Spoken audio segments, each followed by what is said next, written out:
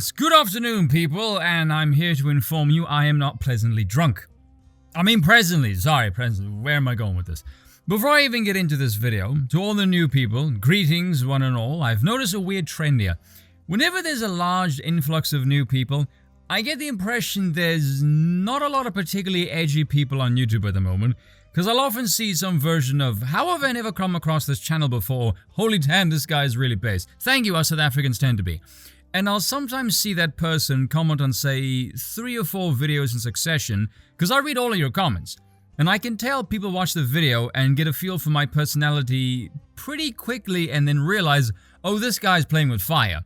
And then the comment section does the same thing, because some of the comments I read and think, yeah, this is definitely my energy reflected back at me. And so thank you for that, you're very welcome. But anyway, back to the main topic. So for those of you not in the know, Mikklesen and Nikolaj Arcel, 2 good Danish fellows, were asked recently by a reporter who seemed just as befuddled and somewhat annoyed by his own question with regards to a lack of diversity in the latest movie, The Promised Land, which is set in Denmark. In the 1750s. Go ahead, gents. Hello, I'm from Denmark, and it's a pleasure to be here. So you're a little bit into it. This is a cast and a Danish production, which is entirely Nordic. It therefore has some lack of diversity. Excellent, and for that reason alone, I will watch it. I saw the trailer, I'm very much looking forward to it, in fact. Because that's how I grade films. If someone were to ask me to watch a movie, my first question is, how European or Asian is the cast? If the answer is yes, I'll watch it. That is legitimately how I'll judge if I watch a movie or not. Ask me what is my criteria for a movie. Translucent to Italian, basically. Anything else can get lost. I don't care. I 100% know I'm not missing out on anything. Obviously, this only refers to the modern day. I got no problem watching, say, Blade or American Gangster or The Shawshank Redemption, because they're good movies. You would say, as also new rules are implied in what Hollywood. Are you on to? Yeah, sorry, but from the get-go.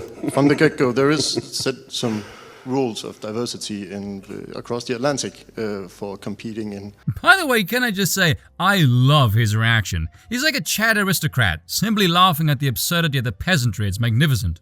The best picture, the equivalent to this competition. As I see it, you don't live up to these standards with this broadcast, and there is just curious. It's not because of artistic reasons. It's because of. Can we hear that again? Because of artistic reasons. It's because of. Maz, my friend, you have no idea just how much power and resonance is in just that exhale. Lack of diversity, that this can't compete in that competition. Are you worried about that? Are you?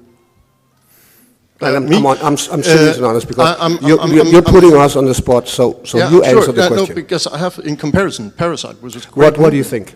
I was thinking that Parasite, which is a great movie, coming from South Korea, had the same level of diversity. But coming from South Korea, this was actually still eligible for the competition. You, as a Danish movie with an all-Nordic cast, is not. And that's what I think is a little bit conundrum here. See, I can't tell if he's trying to bait them into answering the obvious, which is there is a clear anti-European bias in Hollywood, or he's genuinely annoyed at the double standard. I don't understand the question. Okay. Well, first of all, the film takes place in Denmark in the 1750s. Yeah.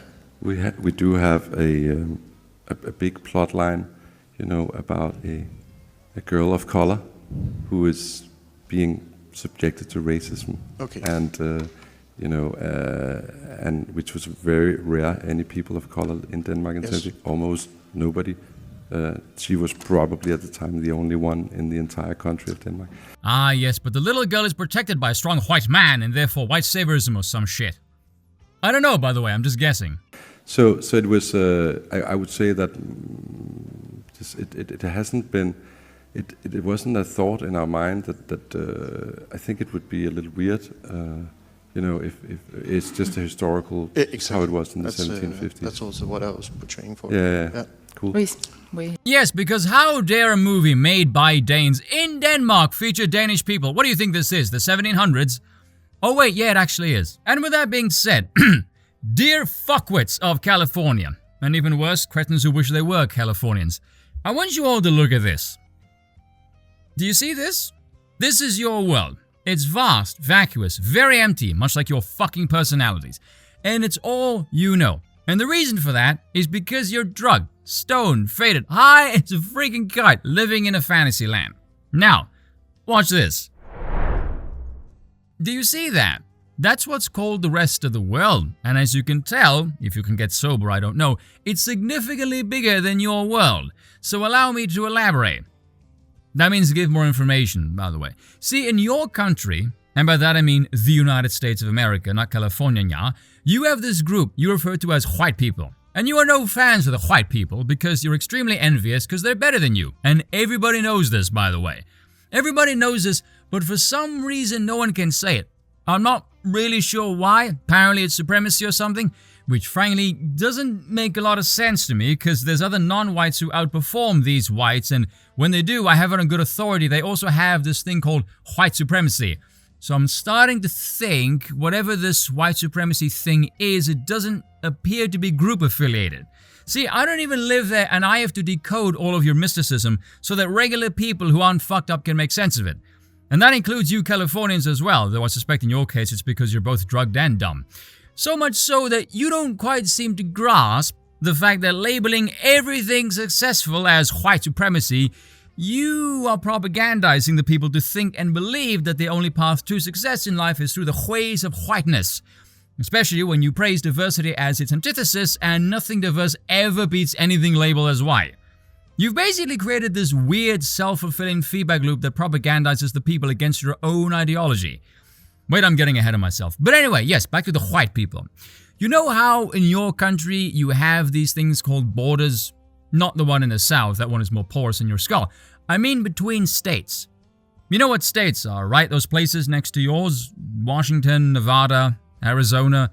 Those are called states. You know that America doesn't just exist of California, right? Stop me if this is scaring you, because I recognize this is a lot of new information to take in for people who live in a state where writing Black Lives Matter 100 times can get you into fucking college. So I understand this is stretching well beyond your much-hampered cognitive capacities. You're barely sentient at this point. But see, this new world that you're apparently only aware of for about 100 seconds or so now has vast land masses called continents. Places like Africa and Asia. You may have heard of them before because I do believe you call some of the people in your land African and Asian American, which is very strange. But that group you refer to as white people, right? You see this landmass right here? Yeah, this is called Europe. And this is where all of those white people come from. Only we don't call them white, and I'll explain why. So let's see if we can combine all that we have learned thus far. See how you live in a country called the United States, and so you have 50 of them separated by borders. Now imagine if they weren't united. Imagine instead they were independent states, if you will, but instead of states, they were called countries. Do you follow? Dear God, I hope so, because I'm not explaining this ever again. In your country, borders distinguish land. In Europe, borders distinguish land and people, and so culture. See, in your country, because you call yourself a melting pot, which sounds horrifying by the way, cultural identities are often severed, and so you distinguish via race. And also your politics are cringe and gay, except when real estate moguls get involved, then it's hilarious. Because we are not a melting pot, we distinguish via nations. We are not white people. We're Dutch, French, English, German, Austrian. We are Spanish, Italian, Greek, Portuguese, Swedish, Norwegian, Finnish. We're Russian, Romanian, Polish, Hungarian. We have our own languages, our own cultures, and our own customs, born of centuries of histories, and we wish to keep it that way. We are not hell-bent on consuming mindless mediocrity disguised as propaganda, cranked up by a group of intellectually and creatively bankrupt parasites that AI can make obsolete in under 30 seconds, because we are not like you. We do not wish to associate with you. We do not wish to consume the garbage you peddle, and we do not give a damn about any of your grandstanding, which, believe me, everyone knows you engage in purely to cope with the fact your lives are even more hollowed out than your empty fucking heads. Cheers for watching, and once again, I apologize for nothing.